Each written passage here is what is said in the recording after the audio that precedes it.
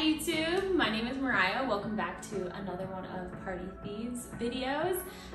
Today we are going to be covering a little bit about what we do with all of our balloons after an install.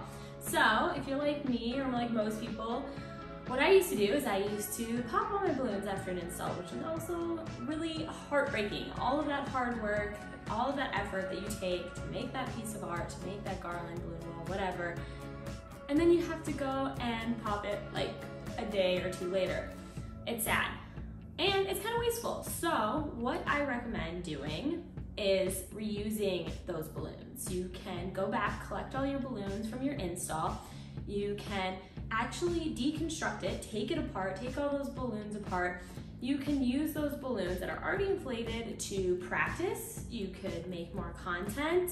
You could test out different color combinations. There's all sorts of stuff you could do. Try out different techniques that maybe you've never tried before. Try it out, reuse your balloons, and save yourself some time, some money, all that good stuff. So definitely give this a try after your next balloon install and let me know what you think, all right? So I hope to catch you guys on another one of Party Thieves videos where we'll be answering some more common questions when working with balloons. All right, thanks again. This is Mariah.